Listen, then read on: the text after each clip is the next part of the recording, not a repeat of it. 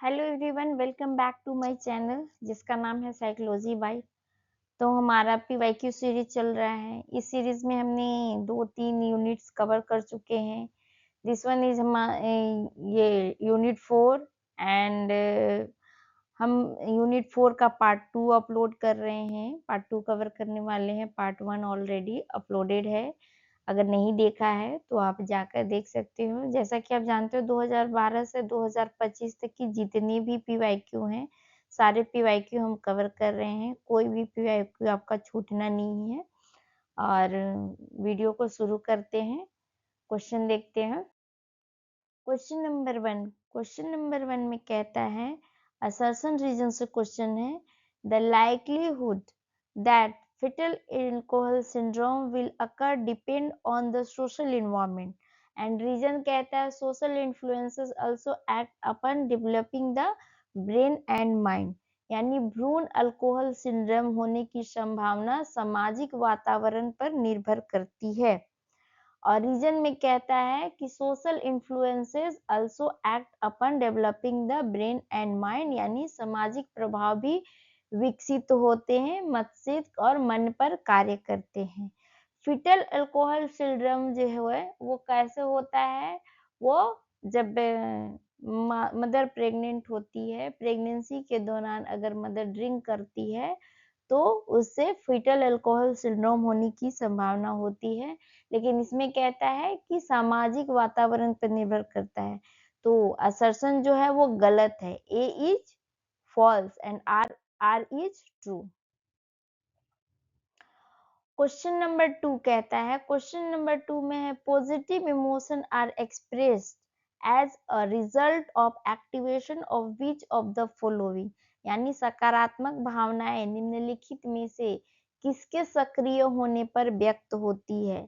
Frontal area of right hemisphere, pre frontal area of right hemisphere, frontal area of left hemisphere and pre frontal area of left hemisphere. तो positive emotion जो है वो उसका जो मुख्य भाग है वो कौन सा, ब्रेन का कौन सा पार्ट काम करता है? तो लेफ्ट फ्रंटल एरिया जो है वो एक्टिव होता है। किससे? पॉजिटिव इमोशन से। ये पॉजिटिव इमोशन से रिलेटेड होता है। तो the right answer is frontal area of left hemisphere. Okay, next question देखते हैं। क्वेश्चन नंबर 3 कहता है, long term potentiation involve. Long term potentiation में निम्नलिखित में से क्या शामिल होता है? Release of nitric oxide, increase in cell body, increase number of NMDA receptor या increase sensitive of NMDA receptor. तो इसका जो राइट आंसर एलटीपी में क्या होता है? एलटीपी में होता है जो ये आपका सिनेप्टिक जो होता है वो स्ट्रेंथन हो जाता है, यानी एलटीपी से सिनेप्टिक स्ट्रेंथ बढ़ता है। और क्या होता है? नाइट्रिक ऑक्साइड का ये सिक्रेशन चालू हो जाता है, जो क्या करता है? रेट्रोग्रेड ट्रांसमीटर को क्या करता है? ये संकेत देता है काम करने के लिए। तो the right answer is release of nitric oxide. Okay, question number 4 कहता है, मल्टीपल सिरोसिस। मल्टीपल सिलोरिस क्या है?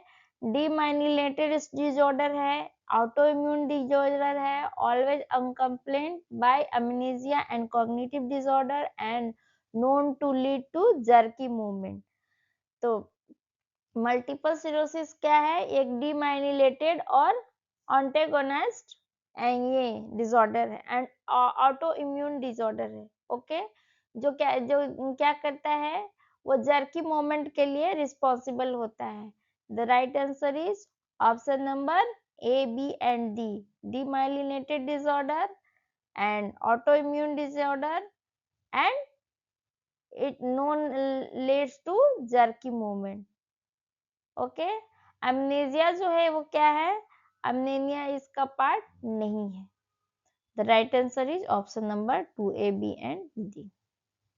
क्वेश्चन नंबर 5 देखते हैं। क्वेश्चन नंबर 5 में कहता है, which of the following explain the tendency of straight that are encoded on the same chromosome to be inherited together, यानी एक ही गुणसूत्र पर एन्कोडेड लक्षणों के साथ साथ विरासत में मिलने की प्रवृत्ति किससे समझाई जाती है? Mitosis, mitosis, meiosis, linkage and gene expression. तो लिंकेज जो होता है वो क्या करता है, लिंकेज एक ही गुणसूत्र को पास में क्या करता है, दिखाता है, और ये क्या होता है, they are less likely to separated during the crossover. The right answer is linkage.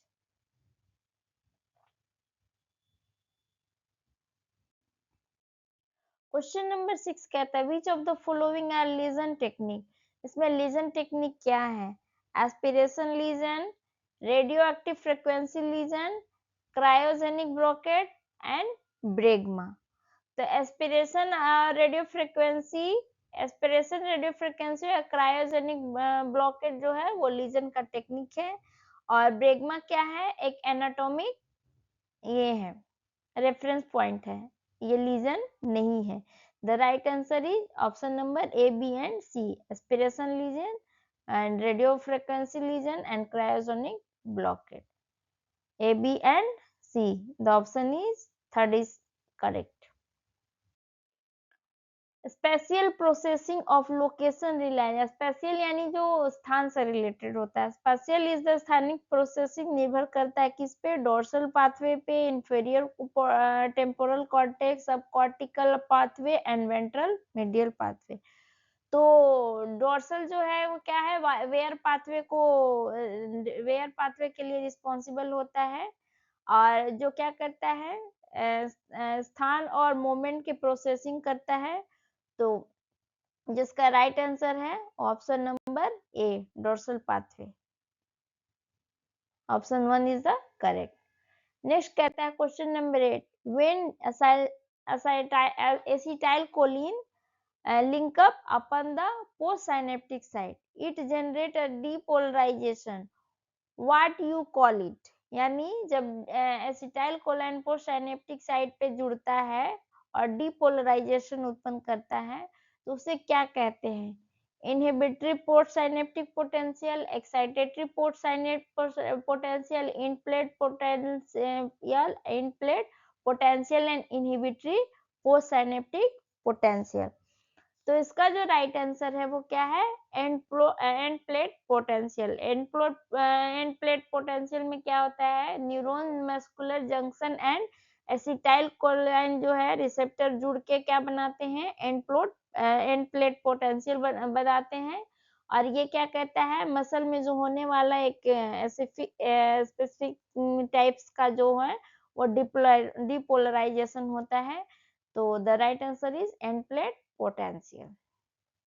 Question number 9 है मैच द फॉलोइंग से है, लिस्ट 1 एंड लिस्ट 2 को मैच करना है। Electromyography, electrooculography, plethysmography and stereotactic. तो इसको मैच करना है। इलेक्ट्रोमायोग्राफी क्या मेजर करता है, वो मसल टेंशन को मेजर करता है। It measure muscles tension. And electrooculography जो है, इलेक्ट्रोक्यूलोग्राफी करता है आंख का जो गति है उसको रिकॉर्ड करता है। प्लेथियोमोग्राफी क्या करता है, बॉडी के डिफरेंट हिस्से को ब्लड की मात्रा मापता है।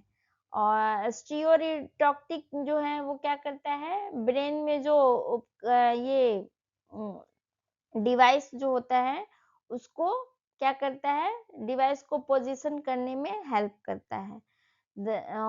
तो इसका जो मैच किया हुआ है ए का 1, बी का 2 और बिल्कुल करेक्ट मैच है। ए का 1, बी का 2 एंड सी का 3 एंड ए का 4। तो उस हिसाब से अगर ऑप्शन देखते हैं तो option 2 is the correct. Question number 10 कहता है which of the following is the most common anti obesity hormone. Anti obesity hormone जो है वो कौन है, लेप्टिन है, ऑरेक्सिन है, इंसुलिन है एंड ग्रेलिन है। तो लेप्टिन जो है वो क्या है, एंटी ओबेसिटी हार्मोन्स है। Leptin is major anti obesity hormone produced by fat cell. It suppress appetite and regulate long term energy balance. ये हमारे क्या करता है, बॉडी में लॉन्ग टर्म क्या करते हैं, बैलेंस बनाए रहता है, एपेटाइट को सप्रेस करता है। आपको भूख ही नहीं लगेगा तो आप खाना नहीं खाओगे, खाना नहीं खाओगे तो आपको क्या होगा, बॉडी का वेट गेन नहीं होगा। Limbic system, basal ganglia and corpus striatum are parts of which section of brain. यानी कहता है कि लिम्बिक सिस्टम, बेसल गैंग्लिया और कॉर्पस स्ट्रिएटम ब्रेन के कौन से पार्ट के अंतर्गत आते हैं, midbrain, hindbrain, telencephalon और डाइनसेफ्लॉन। तो limbic system, basal ganglia and corpus callosum क्या जो है, ये किसके पार्ट है, ये टेलिसेफ्लॉन पार्ट, टेलिसेफ्लॉन के अंदर आते हैं और ये क्या है, लार्जेस्ट पार्ट ऑफ फोरब्रेन है। The right answer is option number 3। Question number 12 कहता है which of the following is true about radio immunological assays. यानी रेडियो इम्यूनोलॉजिकल एसेज के बारे में कौन सा कथन सही है। ये हार्मोन मापने की विधि है, इनके खोज जे टेपरमैन ने की थी, या ये एनाटॉमिकल विधि है, या ब्रेन की संरचनाएं मापता है। तो रेडियो इम्यूनोलॉजिकल जो है क्या करता है, बायोकेमिकल टेक्निक है जो कि हार्मोन मेजरमेंट के लिए यूज किया जाता है। The right answer is these are the method of measure to hormone measure. Okay, next question देखते हैं, question number 13। Raphe nuclei are most closely related to which neuro transmitter. यानी raphe nuclei मुख्यतः किस neurotransmitter से जुड़ा होता है, without any doubt it is related to serotonin.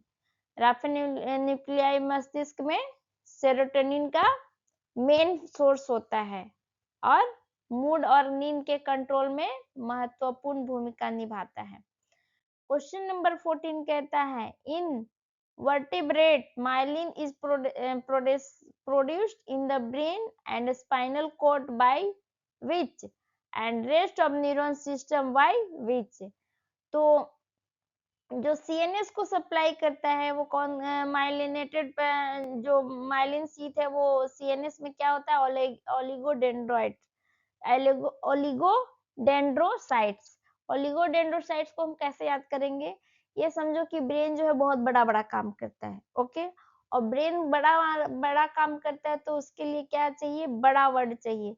इस हिसाब से अगर सेंट्रल नर्वस सिस्टम को कौन करता है, माइलिनेटेड शीथ करता है ओलिगोडेंड्राइट, और जो पेरिफेरल यानी उसके बाद जो बॉडी का होता है वो क्या करता है, रेस्ट नर्वस सिस्टम को कौन करता है, Schwann cell. Okay, next question देखते हैं, question number 15। Which of the following is associated with memory for emotionally charged event? Thalamus, hypothalamus, amygdala, temporal lobe. The amygdala is the right answer. Option number C only. Okay. amygdala क्या है, emotional memory और fear threat processing करता है, उसको control करता है, इसलिए उसका सही आंसर क्या होगा, amygdala होगा। Which of the following are regulated by sympathetic nervous system? Sympathetic nervous system द्वारा निम्नलिखित में से किसको कंट्रोल किया जाता है, dilation of pupil, decrease activity of adrenal gland, digestion is stimulated, increase heart rate and dryness mouth। तो sympathetic nervous system किसको, सिंपैथेटिक नर्वस सिस्टम कब काम करता है, फाइट और फ्लाइट सिचुएशन में। तो फाइट और फ्लाइट सिचुएशन में क्या होता है, पीपल डायलेट हो जाता है, आंखों की पुतलियां क्या हो जाती है, फैल जाती है। जब आपको डर लगता है तो आप क्या करते हो, बड़ी बड़ी आंखें हो जाता है, ओ माय गॉड ऐसा हो गया। एंड फिर क्या होता है, हार्ट रेट हमारा जो क्या होता है वो इंक्रीज हो जाता है, डर से हमारा हार्ट रेट बढ़ जाता है, और मुंह सूखने लगता है, माउथ ड्राई हो जाता है। डाइजेशन सिस्टम तो उस टाइम भूल ही जाओ कि आपका डाइजेशन सिस्टम काम करता है। ओके, तो the right answer is option number A, B, A, D and E. Option number 3 is the right. Question number 17 कहता है असर्शन एंड रीजन से क्वेश्चन है, increase in synaptic strength is due to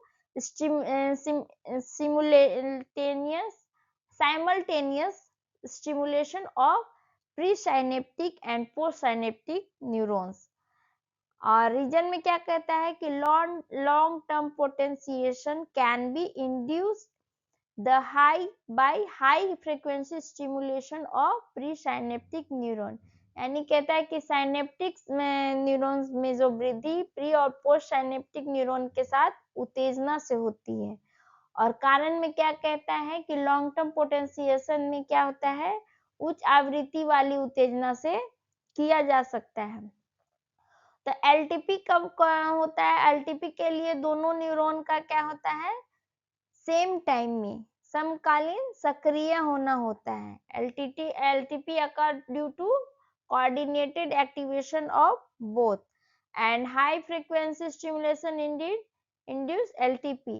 तो question ये assertion भी सही है और रीजन उसको क्या कर रहा है, सही तरीके से एक्सप्लेन कर रहा है। The right answer is option number 1।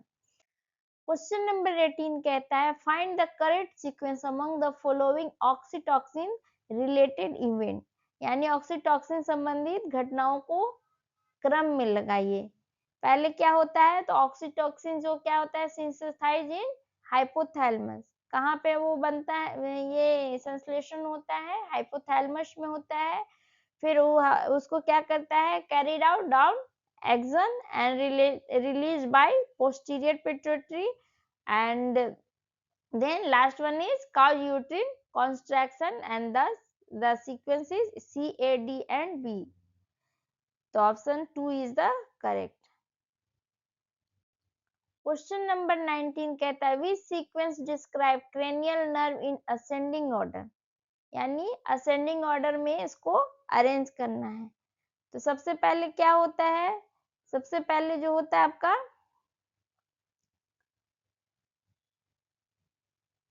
2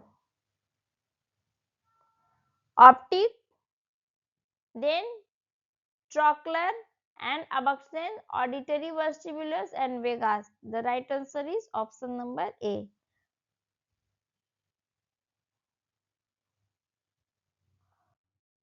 next question देखते हैं, question number 20 which makes neuron stand out visibly showing active neurons and which uses antibody attached fluid dye to identify receptor and neurotransmitter। यानी कहता है कि सक्रिय neuron को स्पष्ट रूप से दिखता है और रिसेप्टर न्यूरोट्रांसमीटर पहचानने हेतु डाई लगे एंटीबॉडी का उपयोग करता है। तो ऑटो रेडियोग्राफी क्या करता है, वो हाईलाइट करता है एक्टिव न्यूरॉन्स को using radio active marker. And immunocytochemistry जो है यूज करता है एंटीबॉडी को to detect receptor to neurochemical. The right answer is option number 2।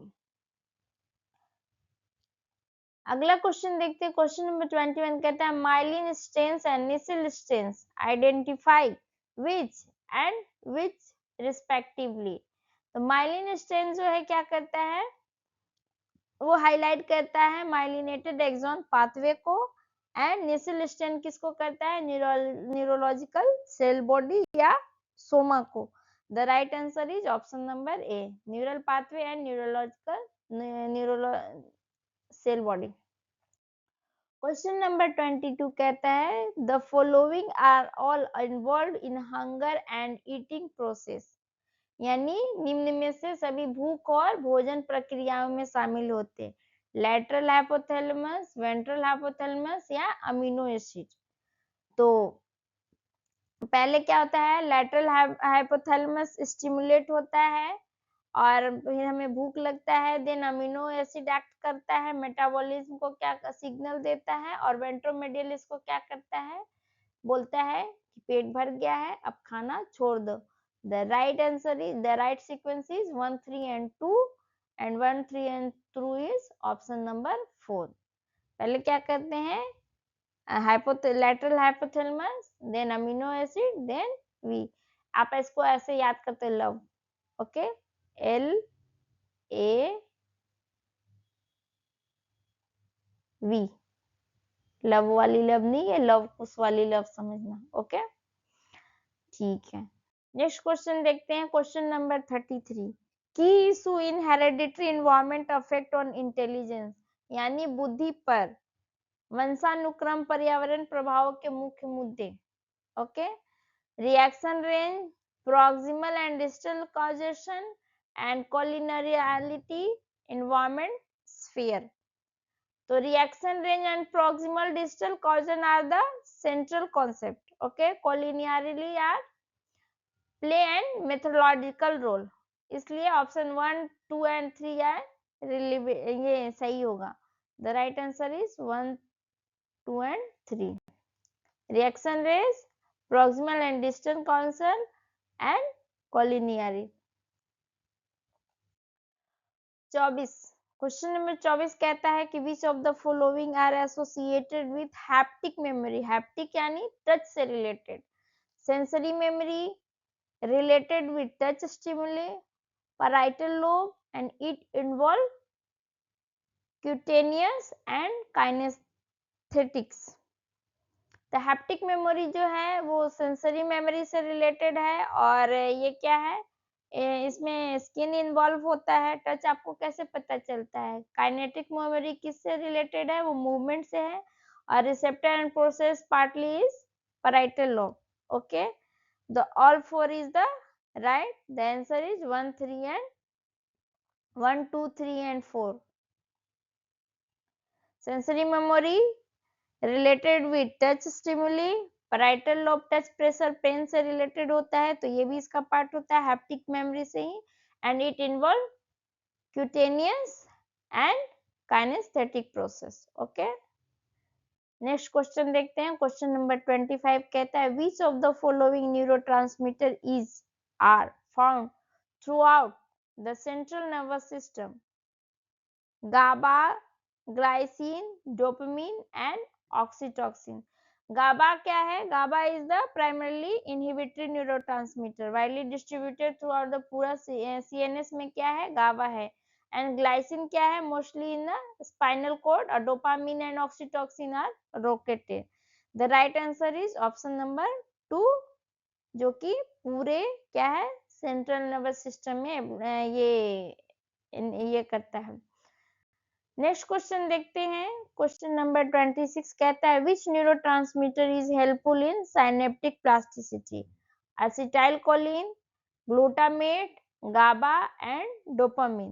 तो इसका जो राइट आंसर है ग्लूटामेट है। क्यों, क्योंकि ग्लूटामेट जो है वो प्राइमरी एक्साइटेटरी न्यूरोट्रांसमीटर है, एंड लॉन्ग टर्म पोटेंशिएशन में भी क्या करता है, ये मुख्य भूमिका निभाता है, जो कि क्या है, बेसिस ऑफ साइनेप्टिक प्लास्टिसिटी में।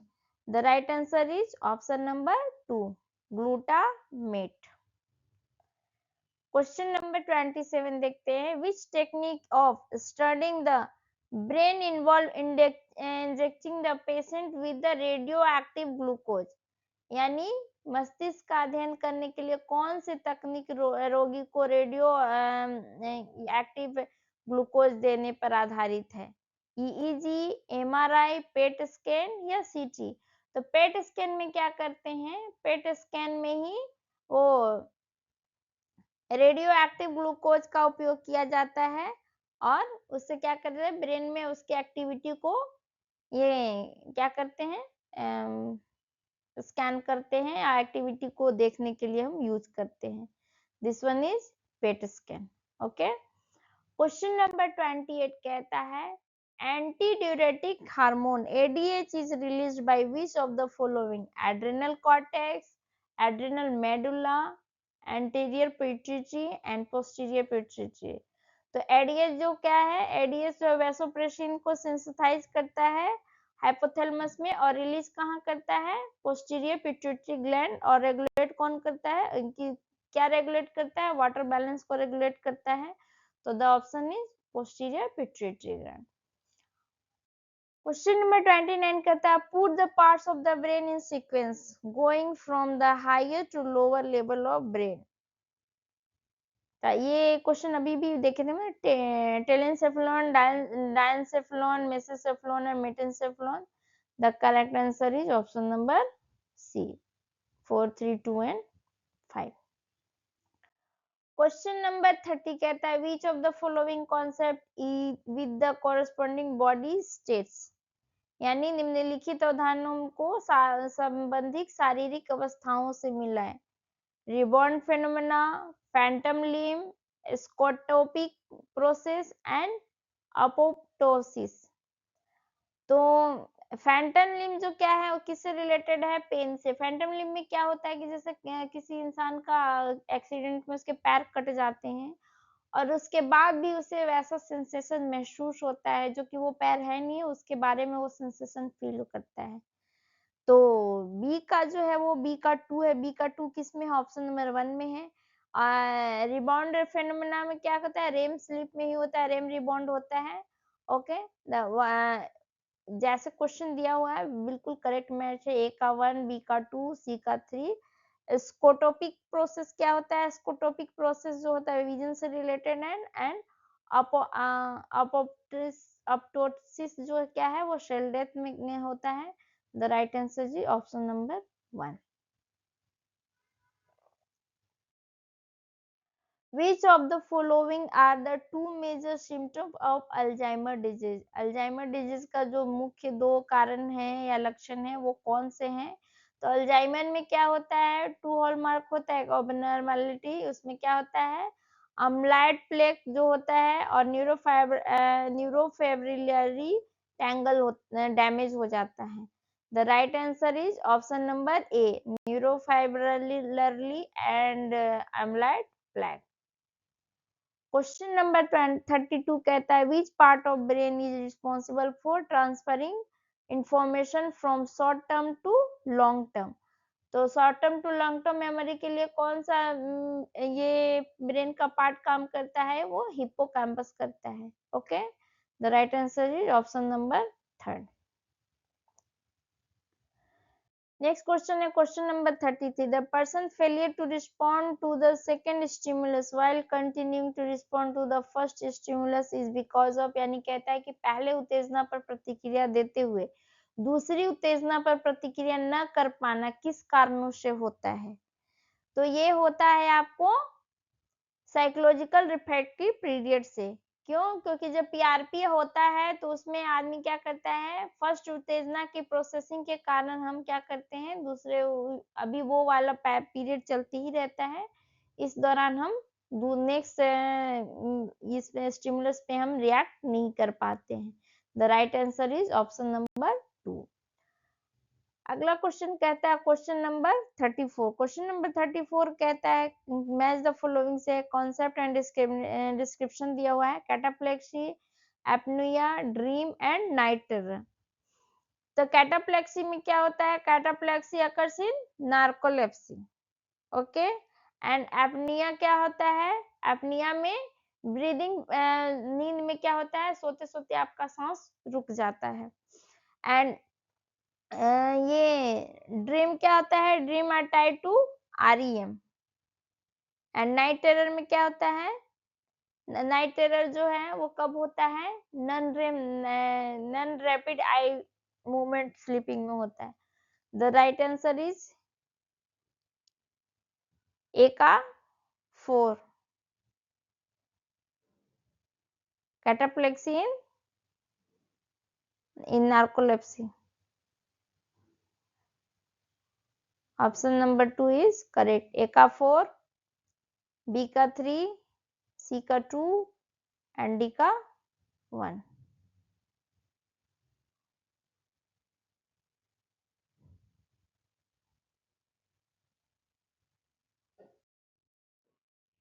Arrange in sequence is the network of auditory pathway। Auditory pathway को सीक्वेंस में लगाना है। इसका जो निमोनिक है एसिस लाइमा। तो पहले क्या होता है? पहले ऑडिटरी पाथवे जो होता है ऑडिटरी नर्व से and follow ascending neural route and the primary auditory concept. Okay, the right sequence is ABCDEF and G। एसिस लाइमा, auditory nerve, cochlear nuclear, superior olive, lateral lemniscus and inferior colliculi, medial genicula and primary auditory cortex. मैं यहाँ लिख देती हूँ A C Slima SLIMA